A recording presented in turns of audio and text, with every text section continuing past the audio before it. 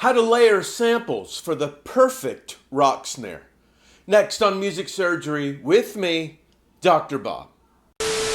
Hey you guys, quickly before we get started, please hit the subscribe button and ring the bell. And don't forget to check out the Doctor's Lounge, my store, and the links to some great samples below in the description of this video.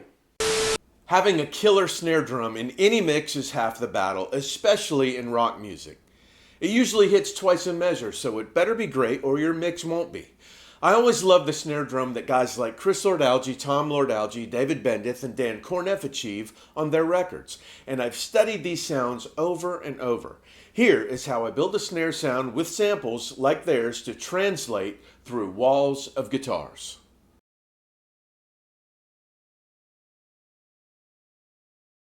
All right, you guys, building the perfect snare. I was really proud of this one. Before I start, let me just say, and I forget to say this, but it's always in my heart. Thank you, everyone, so much for watching, for your comments, for your interaction, for your emails. This channel is a blast for me, so every one of you, thank you so much. Here's the track. Listen to the snare.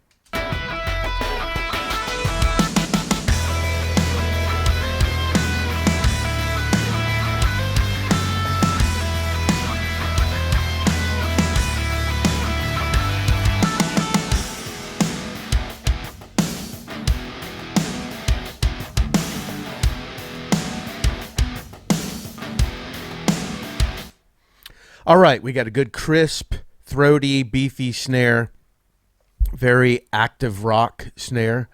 So let me go through the building blocks. As you can see, I have 1, 2, 3, 4, 5, 6, 7, 8 snares to make that sound. They are all phase aligned. So anytime that you use lots of samples and live drums, make sure everything is phase accurate or you're not going to get the punch. Something's going to be missing, usually the low end, the thump.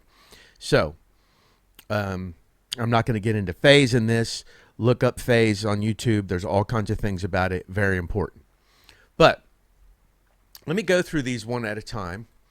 And each one of these building blocks takes a different frequency and means something different to the overall sound. I had to go through a lot of different snares to make this one for this song.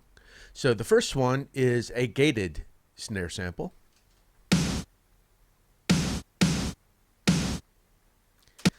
That gate is not in my project. As you can see, there's no EQ or anything on this. That is part of the sample. So I'm getting some length and I'm getting some beef in the low end with this one. Let me skip the low snare. Let me go to the smack. Now, I've done a video on this before. I'll show it up here in the right above me in editing. This is a side stick that is got a ton of transient designer on it just for the snap at the very beginning of the transient.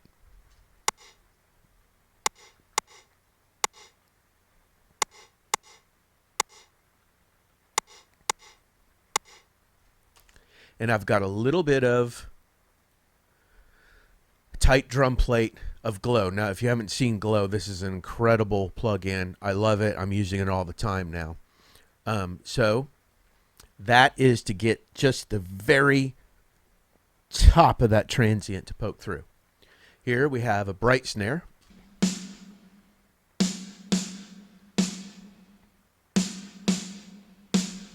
A good little almost paper tear on the top of that one. Here we have a throaty snare.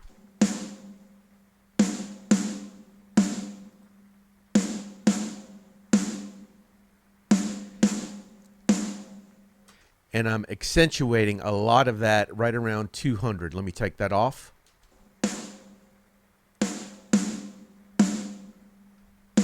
Quite a bit there. Gong, gong. Now, by itself, none of these sound great, but they all go together to make the picture. This one, I call it a mushy snare.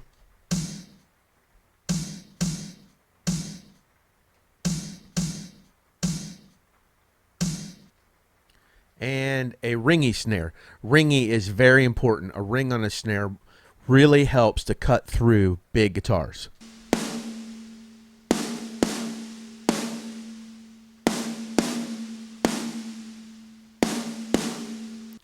Also, a lot of 200, as you can see here.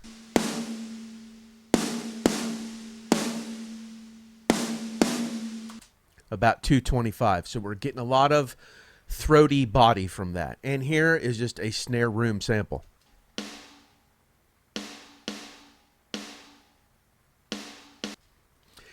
Now these are all at different levels to also make this snare in totality. Now, let me play this snare without, I have not shown you this low snare yet. Let me play you the snare without the low snare.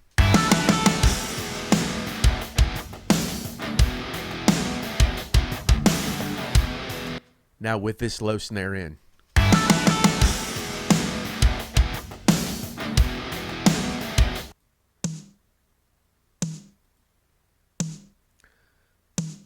A little lower this time, maybe around 154. I'm even going to turn this up a little because this really gives us a lot of body.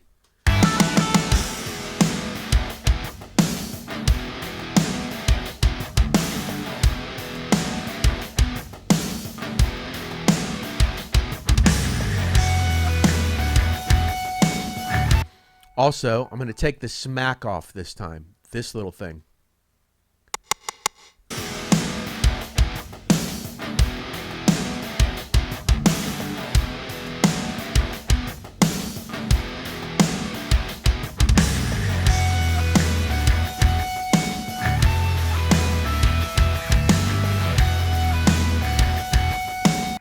Now I'll put them in one at a time,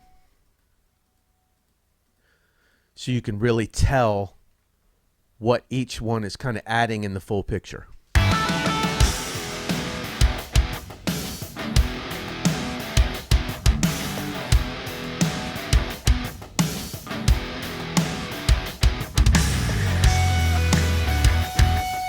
me go back to here again.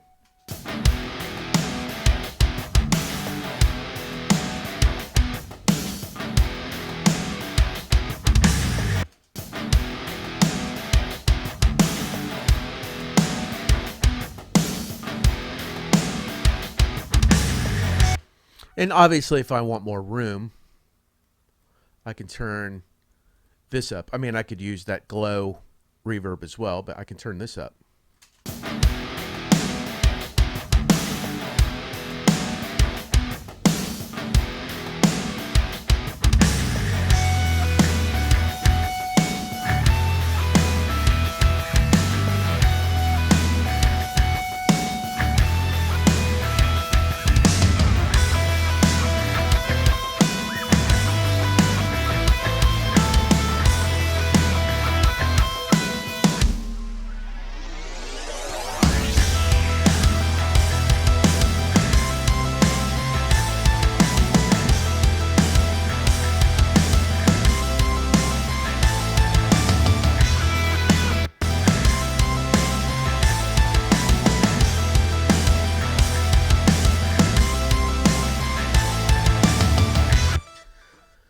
A lot of people forget about the low end of a snare. The cool thing about the low end of a snare is it's above the bass when it's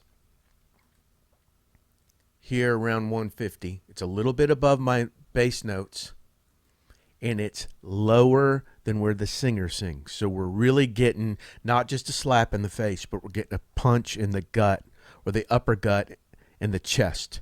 So that is what it goes into constructing a snare with all these together. Let me play it by itself.